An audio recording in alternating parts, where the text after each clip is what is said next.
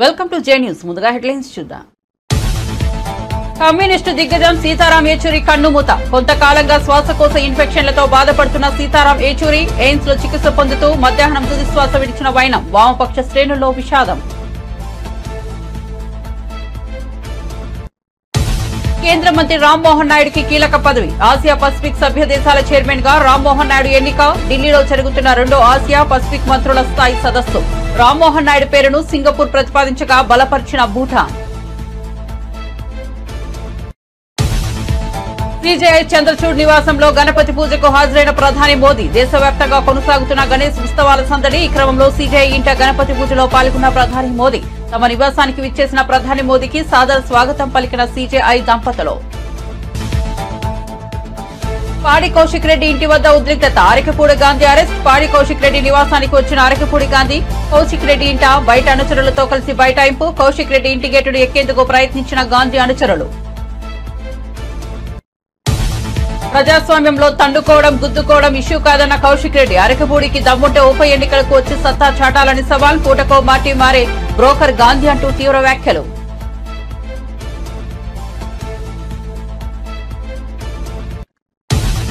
రాహుల్ గాంధీ మాట్లాడే మాటలను సంఘ విద్రోహ శక్తులు సమర్థిస్తుంటాయన్న బీజేపీ నేత. ఉగ్రవాద సంస్థలకు రాహుల్ గాంధీకి ఏమైనా సంబంధాలు ఉన్నాయని నిలదీత.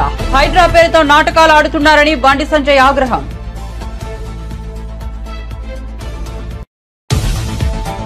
ఏపీలో వరద విలయం. విరాళాలు ప్రకటించిన టాలీవుడ్ ప్రముఖులు. చెక్కులు అందించేందుకు ఏపీకి వచ్చిన బాలయ్య, సిద్ధు, జొన్నలగడ్డ, విశ్వక్సేన్.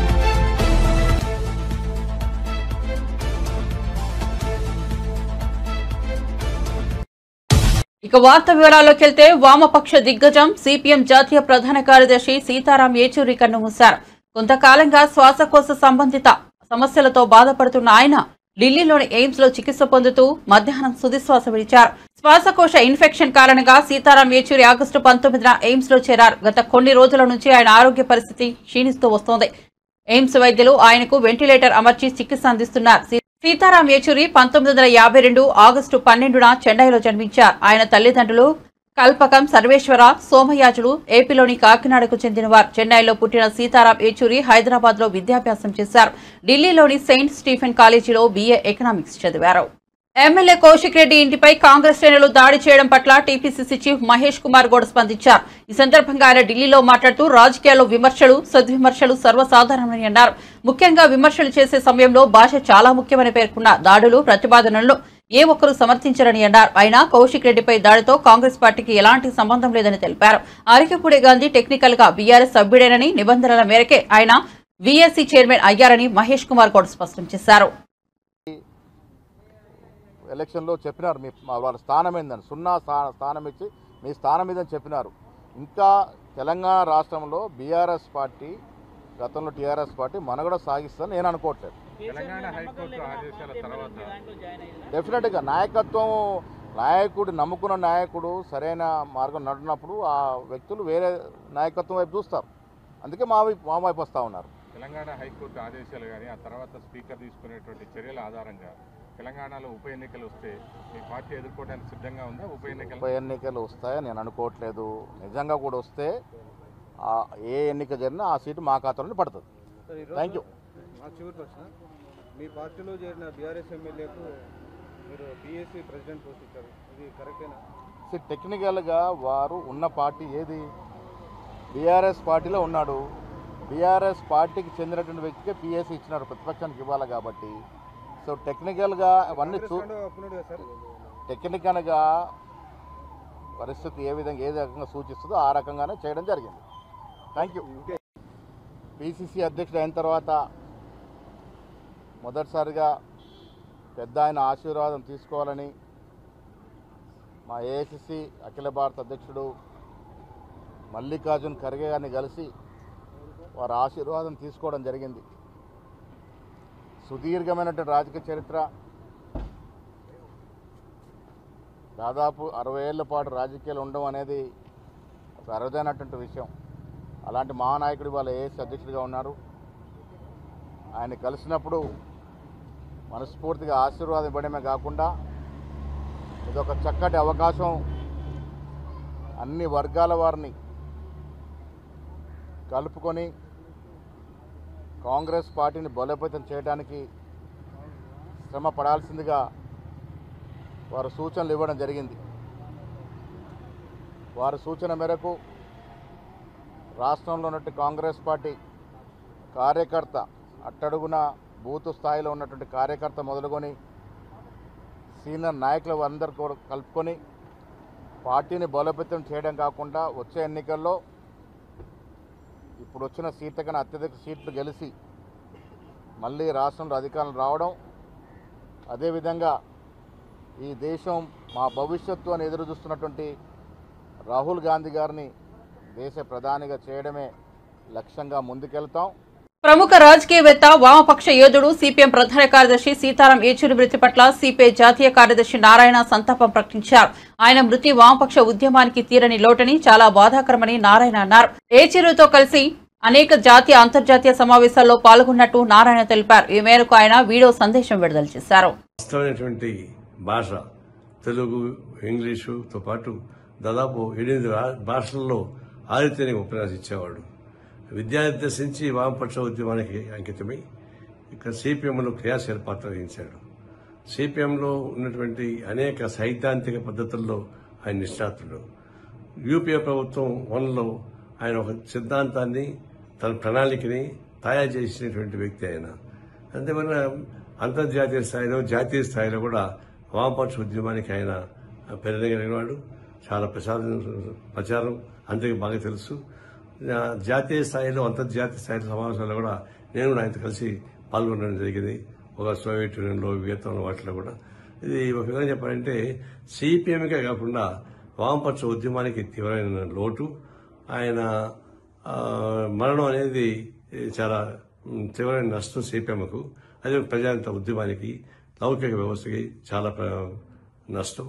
అందుకు ఉన్నటువంటి మతోన్మాద పార్టీలు విజృంభిస్తున్న తరుణంలో ఈ సమయంలో సమర్థవంతంగా గళాన్ని వినిపించేటువంటి వ్యక్తిగా ఉన్నటువంటి సీతారాం యేచూరి గారు అనేక ఉద్యమాల్లో పాల్గొన్నాడు. ఆయన పార్లమెంట్లో మా సోదరులపై చేశాడు, బయట ఉద్యమాలు సాగించాడు. ఒక నిష్ణాత్మైనటువంటి వామపక్ష ఉద్యమ ప్రతినిధి చనిపోవడం అనేది చాలా బాధాకరం. వారి లేని లోటు తీర్చడం సాధ్యం కాదు. వారి మరణం పట్ల భారత కమ్యూనిస్ట్ పార్టీ తరఫున ప్రగాఢ సంతాపం తెలియజేస్తున్నాను. సిపిఎం సభ్యులకి, వామపక్ష ఉద్యమకారులకి నా సంతాపం తెలియజేస్తా ఉన్నాను. ఎమ్మెల్యేలు అరకపూడి గాంధీ, కౌశిక్ రెడ్డి మధ్య సవాళ్లు ప్రతిసవాళ్లతో తెలంగాణలో రాజకీయ వేడి నెలకొంది. కొండాపూర్లోని కౌశిక్ రెడ్డి ఇంటికి పెద్ద ఎత్తున తన అనుచరులతో కలిసి అరకపూడి గాంధీ వెళ్లారు. గాంధీ ఇంటికి వచ్చిన బీఆర్ఎస్ కండువా కప్పుతానని ఇటీవల కౌశిక్ రెడ్డి వ్యాఖ్యానించారు. దీనిపై అరకపూడి గాంధీ తీవ్రస్థాయిలో స్పందించారు. తన ఇంటికి ఆయన రాకపోతే తానే ఆయన ఇంటికి వెళ్తానని వ్యాఖ్యానించారు. ఈ క్రమంలో కౌశిక్ రెడ్డి ఇంటికి అరకపూడి గాంధీ వెళ్లారు. దీంతో అక్కడ ఉద్రిక్తత నెలకొంది. పెద్ద ఎత్తున పోలీసులు మోహరించారు. కొంతమంది అరకపూడి అనుచరులు కౌశిక్ రెడ్డి ఇంటి గేటు ఎక్కి లోపలికి వెళ్లేందుకు ప్రయత్నించారు. తీవ్ర ఉద్రిక్త వాతావరణం మధ్య అరకపూడి గాంధీని పోలీసులు అరెస్ట్ చేశారు.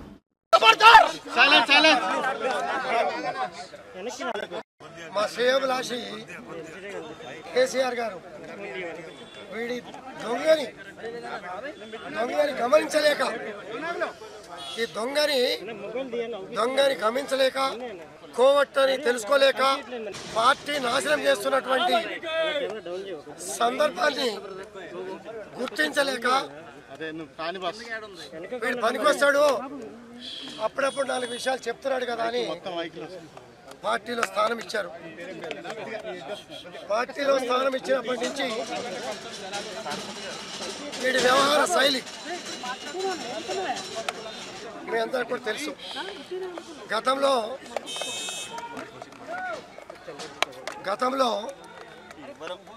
కాంగ్రెస్ పార్టీలో చాలా మందికి తెలుసో తెలియదో నాకు తెలుసు.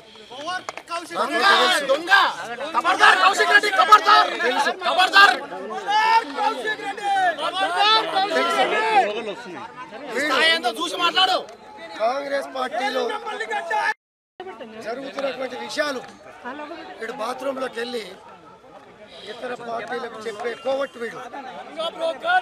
ఈ కోవట్టుని కేసీఆర్ గారు మా పార్టీలో తీసుకొని ఈ కోవట్ల మూలంగా పార్టీ నాశనమైనటువంటి సందర్భం కళ్ళారా చూసి ఇవాళ ప్రతిపక్షంలో కూర్చోవలసిన కర్మ పట్టింది. ఇటువంటి పరిస్థితుల్లో మా సహచర శాసనసభ్యులు ఉండగా, సీనియర్ శాసనసభ్యులు ఉండగా 30 సంవత్సరాలుగా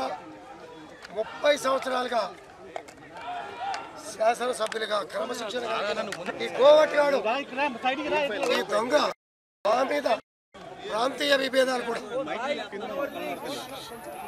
నా కొడుకు ఎమ్మెల్యే ఈ సంవత్సరం కాలే నేను ఈ శేర్లింగపల్లి కాన్స్టిట్యూన్సీ ప్రజలను 3 సార్లు ఆశీర్వదించాను. వీడు నన్ను బతకడానికి వచ్చాను. నువ్వు కరీంనగర్ నుంచి హైదరాబాద్ దేనికి వచ్చారా? ఈ విల్లాస్లో దేనికి ఉంటున్నావురా? బతకడానికి వచ్చావా? శాసనసభ్యుడు కాకముందు వచ్చావా? 29 రాష్ట్రాల ప్రజానికం ఇక్కడ ఉండగా 3 సార్లు శాసనసభ్యులు అయిన వాడిని ప్రజల్ని విభేదాలు సృష్టించి విచ్చలు సృష్టించి ప్రజల మధ్యలో చిచ్చు పెట్టే ఈ లంగా ఈ కోవట్ మా మీద ఆరోపణలు చేశాడు. 11 గంటలకి నీ ఇంటికి వస్తావు. అరే నీకు దమ్ముంటే 11 గంటలు నువ్వు రాకపోతే 12 గంటలకి నీ ఇంటికి వస్తావు. నా కొడుక ఎదురుపడు, నీ కాలనీకి వచ్చా, నీ ఇంటికి వచ్చా. నా ఇంటికాడ పోలీసులు పెట్టుకోలే వద్దని కూడా చెప్పా. నీ ఇంటికాడ 50 మంది పోలీసులు పెట్టుకొని తన ఇంటి వద్దకు వచ్చి అరకపూడి గాంధీ వచ్చి ఆందోళన చేపట్టడాన్ని బీఆర్ఎస్ ఎమ్మెల్యే పాడి కౌశిక్ రెడ్డి ఖండించారు. రాష్ట్రంలో ఒకే ఎమ్మెల్యేకే రక్షణ లేదని విమర్శించారు. సామాన్య ప్రజలకు ప్రభుత్వం రక్షణ ఎలా ఇస్తుందని ప్రశ్నించారు. హత్య చేయడానికి నా ఇంటి ముందుకు వచ్చారు. శుక్రవారం ఉదయం 11 గంటలకు బీఆర్ఎస్ పార్టీ తడాఖా చూపిస్తా. గురువారం అరకపూడి గాంధీ చేసిన చర్యకు శుక్రవారం ప్రతిచర్య ఉంటుందని కౌశిక్ రెడ్డి అన్నారు. నా మీద హత్య చేసే ప్రయత్నం చేశారు, కానీ వాళ్ళతో భయపడేది లేదు. కౌశిక్ రెడ్డి సింహం సింగిల్గానే నిల్చుంటాడని చెప్పిండు. సింహం సింగిల్గానే నిల్చున్నాడు. నా ఎంటిక కూడా వాళ్ళు పీకలేకపోయిండు. ఖచ్చితంగా రేపు దీనికి ప్రతిచర్య డెఫినెట్గా ఉంటుంది. Thank you very much. చూస్తారు కదా ఇప్పుడు లైవ్గా మీడియా సాక్షిగా మీరు అందరు కూడా కెమెరాలు పెట్టిర్రు. మీ అందరు సాక్షిగానే నేను బయట పెట్టిన, సిపి గారికి ఫోన్ చేసిన. ఎవరో ఒక్కరన్నా పోలీసు వాళ్ళు పట్టించుకున్నారా? ఒక్కరన్నా వచ్చిండ్రా? పట్టించుకుర్రా? గంట వరకు వాళ్ళు నన్ను హత్య చేసుకోర్రి, ఎమ్మెల్యేని హత్య చేసుకోండి అని ఇచ్చిపెట్టి ఇది వీళ్ళు చేసిన పని. కానీ మేము 10 సంవత్సరాలు కేసీఆర్ గారి పాలనలో మేము ఇట్లా చేయదలుచుకుంటే ఒక్క కాంగ్రెస్ ఉన్న మిగిలేటోడా? నంబర్ 1. కానీ అయినా కూడా పర్వాలేదు. కౌశిక్ రెడ్డి అలా సింగిల్గా ఉంటా అన్నాడు. ధైర్యంగా సింగిల్గానే బయట నిల్చొనే ఉన్నాను. 101% ఐఎమ్ టెలింగ్ యూ. రేపు ప్రతిచర్య ఖచ్చితంగా ఉంటుంది.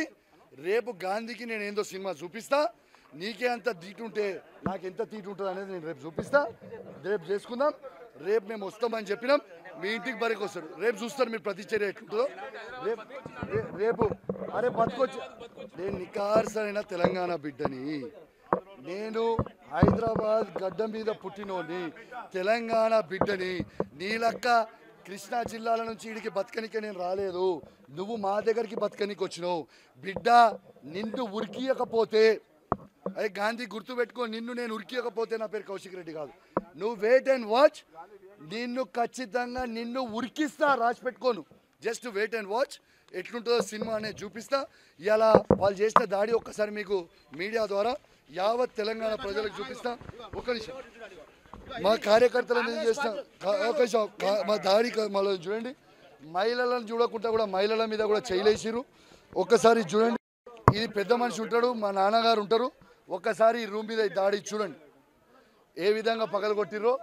మొత్తం రౌడీ షీటర్ అని వేసుకొని వచ్చిండు.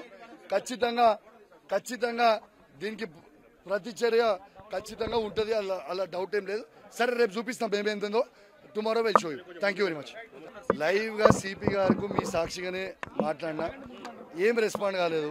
It was very very very bad on their part. అసలు లా అండ్ ఆర్డర్ ఉన్నదా లేదా? ఇవాళ మీరు ఈ విధంగా చేస్తే ఇంకా కౌశిక్ రెడ్డిని మీరు ఇట్లా దాడులు చేసి భయపట్టించుకుంటున్నారు అనుకుంటే ఇది మీ చేతగానితనం. ఖచ్చితంగా మేము గట్టిగా ఉంటాం, ఇంకా గట్టిగా తిరుగుతాం, ఇంకా గట్టిగా మాట్లాడతాం. గాంధీ గారి మీద ఖచ్చితంగా ప్రత్యేక చర్య ఉంటది, మీరు రాసి పెట్టుకోండి. బాలయ్యతో కలిసి విజయవాడకు విశ్వక్సేన్, సిద్ధు జొన్నలగడ్డ, కృష్ణ, సినీ నటుడు ఎమ్మెల్యే నందమూరి బాలకృష్ణతో కలిసి టాలీవుడ్ నటుడు సిద్ధు జొన్నలగడ్డ, విశ్వక్సేన్ విజయవాడ అంతర్జాతీయ విమానాశ్రయం చేరుకున్నారు. హైదరాబాద్ నుంచి విమానాశ్రయం చేరుకున్న వారికి పలువురు అభిమానులు స్వాగతం పలికారు. సీఎం చంద్రబాబును కలిసి విజయవాడ వరద బాధితుల సహాయార్థం చెక్కువారు విజయవాడ వచ్చారు.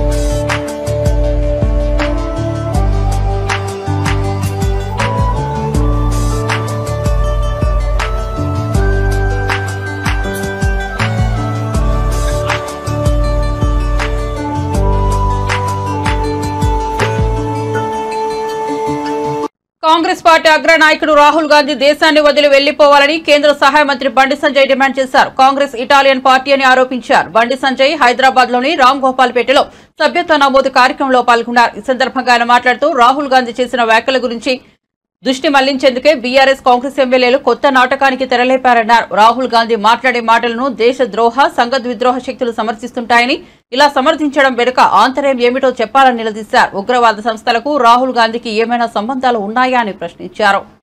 ఇంత తక్కువ మెజార్టీ ఎందుకు వస్తుంది మాకు పోయినసారి కంటే? ఇంగిత జ్ఞానం లేని మాటలు. ఇవాళ ఎన్నికల కమిషన్ మీదకి అనుమానాలు అపోహలు ఉంటే ఈ దేశంలో చట్టాలున్నాయి, న్యాయస్థానాలున్నాయి, ఒక రాజ్యాంగం అనుగుణంగా దేశంలో రాజ్యాంగం ఉంది. అంటే రాహుల్ గాంధీ అనే వ్యక్తికి ఈ దేశంలో చట్టాల మీద గౌరవం లేదు, న్యాయస్థానం మీద గౌరవం లేదు, విదేశాల మీద మాత్రం చాలా అపారమైన నమ్మకం ఉంది ఆయనకు.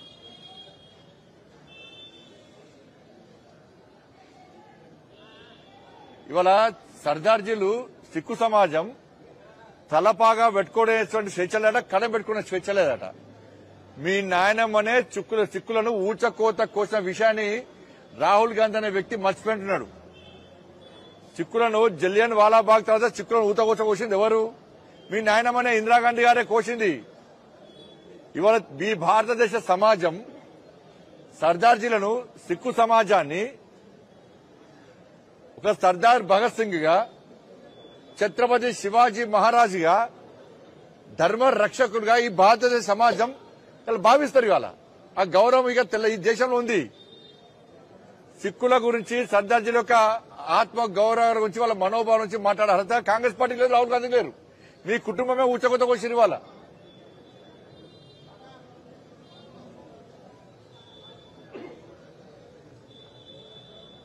వాళ్ళు ఎవరైతే దేశాన్ని చీల్చాలనుకున్నారో, దేశాన్ని సర్వనాశనం చేయాలనుకున్నారో వాళ్ళతో చేతులు కలిపే ప్రయత్నం రాహుల్ గాంధీ చేస్తున్నాడు.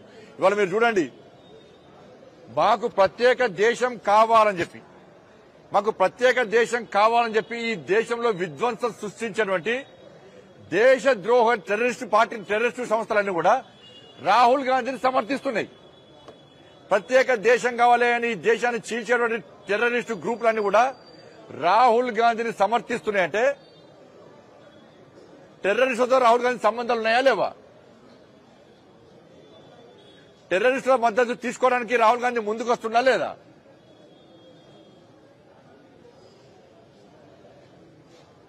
గింత ద్రోహమా?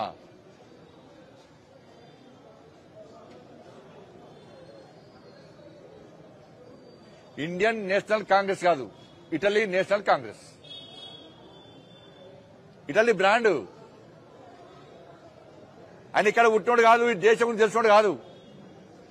ఇటలీ దేశస్తుడు. ఈ దేశం గురించి ఏం మాట్లాడతారు? కేంద్ర పౌర విమానయాన శాఖ మంత్రి కింజరపు రామ్మోహన్ నాయుడిని కీలక పదవి వరించింది. ఆసియా పసిఫిక్ సభ్య దేశాల చైర్మన్ గా ఆయన ఎన్నికయ్యారు. దేశ రాజధాని ఢిల్లీలో జరుగుతున్న 2వ ఆసియా పసిఫిక్ మంత్రుల స్థాయి సదస్సులో బుధవారం ఆయన ఏకగ్రీవంగా ఎన్నికయ్యారు.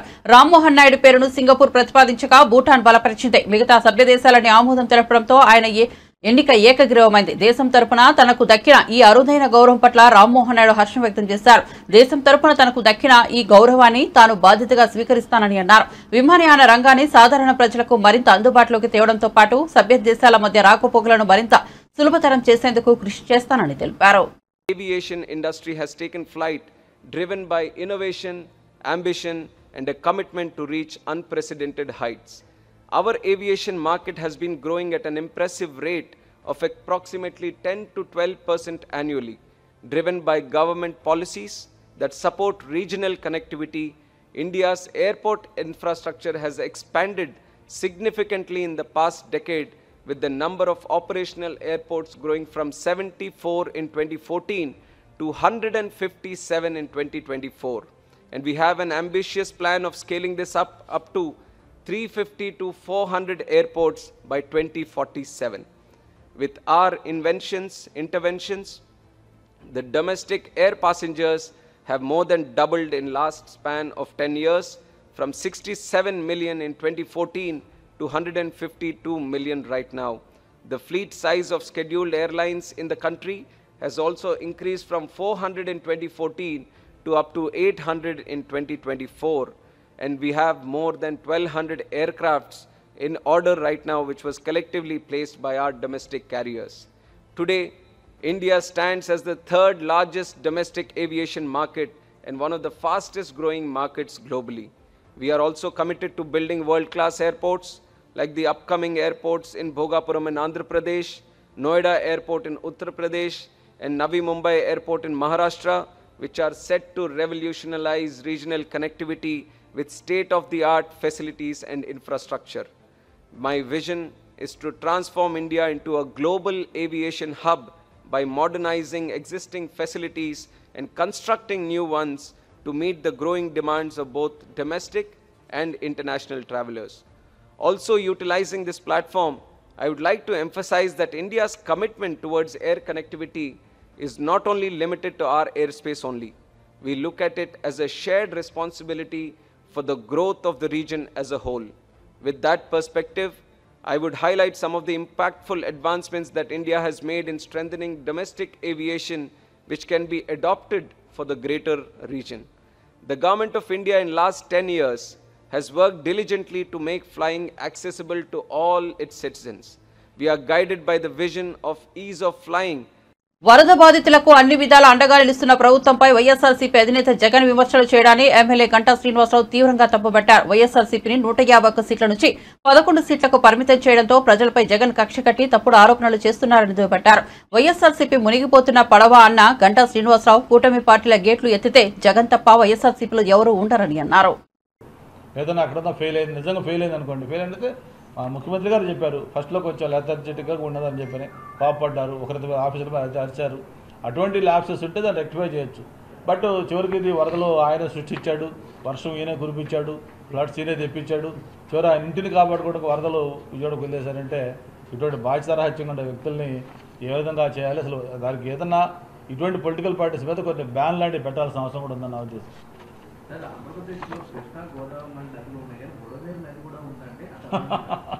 అదే కదా, ఇప్పుడు చంద్రబాబు నాయుడు గారు ఆయన పొలిటికల్ అనుభవం, ఆయన అడ్మినిస్ట్రేషన్ అనుభవం ఎన్ని పక్కన పెడితే జగన్మోహన్ రెడ్డి గారి యొక్క అవగాహన పట్ల ప్రజలకు అందరికీ ఈరోజు మీరు అన్నది డౌట్ వస్తుంది. ఒక వాగేంటి, ఏరేంటి, నదేంటి, లేకపోతే అసలు దేన్ని అంటారు, అసలు ఇట్లా తేడా కూడా తెలియకుండా ఆయన మాట్లాడుతూ ఉన్నాడు.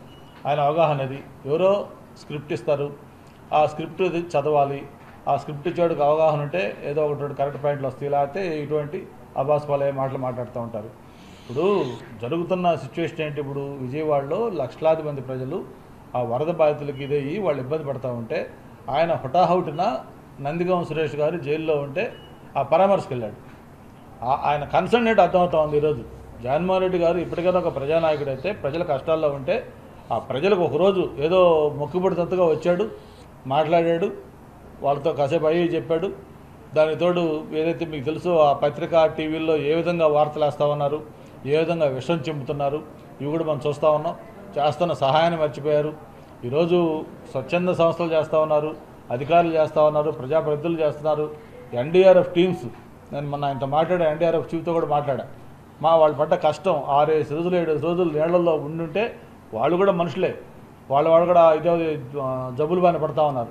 అయినా సరే వాళ్ళు ప్రాణాలు తెగించి వాళ్ళు కష్టపడతా ఉంటే ఇట్లా మొత్తం వ్యవస్థ కూడా మోటివేట్ అయ్యి అక్కడ సర్వీస్ చేస్తూ ఉంటే వాళ్ళే విమర్శలు చేస్తూ ఉంటే దాన్ని వాళ్ళు ఇంకొంచెం డీమర్లో చేయడం తప్ప ఇంకోటి కాదు. మరి నేను ఒకటే మళ్ళీ చెప్తానని మీ ద్వారా, జగన్మోహన్ రెడ్డి గారు మీరు చరిత్రహీనులు కావద్దు. ఏదైతే ఒక మంచి సహేతుకమైన విమర్శలు ఎక్కడైనా నిజంగా గవర్నమెంట్ ల్యాబ్స్ ఉంటే మీరు అడ్వైజ్ చేయండి, సలహాలు ఇవ్వండి.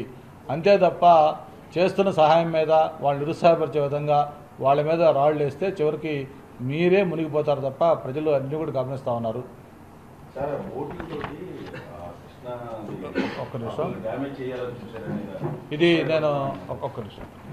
ప్రధానమంత్రి నరేంద్ర మోదీ ఢిల్లీలోని భారత ప్రధాన న్యాయమూర్తి డివై చంద్రచూడ్ నివాసంలో జరిగిన గణపతి పూజలో పాల్గొన్నారు. తమ నివాసానికి విచ్చేసిన ప్రధానికి సిజేఐ జస్టిస్ చంద్రచూడ్, ఆయన అర్ధాంగి కల్పనాథ సాదర స్వాగతం పలికారు. ఆ తర్వాత మోదీ సిజేఐ కలిసి విఘ్నేశ్వరుడికి పూజలు చేశారు. ఈ సందర్భంగా ప్రధాని మోదీ మహారాష్ట్ర సంప్రదాయ టోపీ ధరించి ప్రత్యేకంగా కనిపించారు. గణేష్ పూజ శుభ సందర్భాన్ని పురస్కరించుకుని ప్రధానమంత్రితో పాటు సిజేఐ చంద్రచూడ్ భార్య కూడా ప్రార్థనలు చేశారు. ఇక దేశవ్యాప్తంగా గణేష్ ఉత్సవాల సందడి కొనసాగుతోంది. ఈ నెల 7న వినాయక చవితితో ప్రారంభమైన 10 రోజుల గణపతి ఉత్సవాలు దేశవ్యాప్తంగా ఘనంగా జరుగుతున్నాయి. బులెటిన్ ముగించే ముందు హెడ్లైన్స్ మరోసారి చూద్దాం.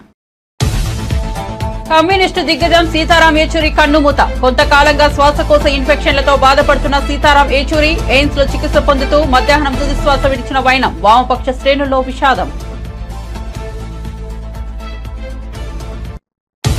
కేంద్ర మంత్రి రామ్మోహన్ నాయుడుకి కీలక పదవి. ఆసియా పసిఫిక్ సభ్య దేశాల చైర్మన్ గా రామ్మోహన్ నాయుడు ఎన్నిక. ఢిల్లీలో జరుగుతున్న 2వ ఆసియా పసిఫిక్ మంత్రుల స్థాయి సదస్సు. రామ్మోహన్ నాయుడు పేరును సింగపూర్ ప్రతిపాదించగా బలపరిచిన భూటాన్.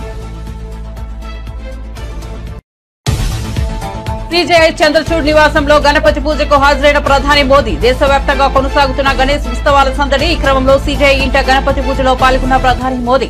తమ నివాసానికి విచ్చేసిన ప్రధాని మోదీకి సాదర స్వాగతం పలికిన సిజేఐ దంపతులు. పాడి కౌశిక్ రెడ్డి ఇంటి వద్ద ఉద్రిక్తత. అరకపూడి గాంధీ అరెస్ట్. పాడి కౌశిక్ రెడ్డి నివాసానికి వచ్చిన అరకపూడి గాంధీ కౌశిక్ రెడ్డి ఇంట బయట అనుచరులతో కలిసి బైఠాయింపు. కౌశిక్ రెడ్డి ఇంటి గేటును ఎక్కేందుకు ప్రయత్నించిన గాంధీ అనుచరులు. ప్రజాస్వామ్యంలో తండుకోవడం, గుద్దుకోవడం ఇష్యూ కాదన్న కౌశిక్ రెడ్డి. అరకపూడికి దమ్ముంటే ఉప ఎన్నికలకు వచ్చి సత్తా చాటాలని సవాల్. పూటకో మాటి మారే బ్రోకర్ గాంధీ అంటూ తీవ్ర వ్యాఖ్యలు.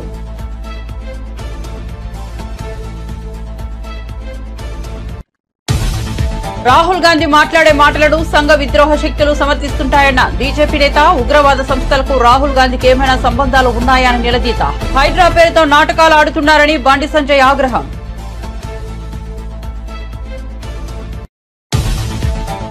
ఏపీలో వరద విలయం. విరాళాలు ప్రకటించిన టాలీవుడ్ ప్రముఖులు. చెక్కులు అందించేందుకు ఏపీకి వచ్చిన బాలయ్య, సిద్ధు, జొన్నలగడ్డ, విశ్వక్సేన్.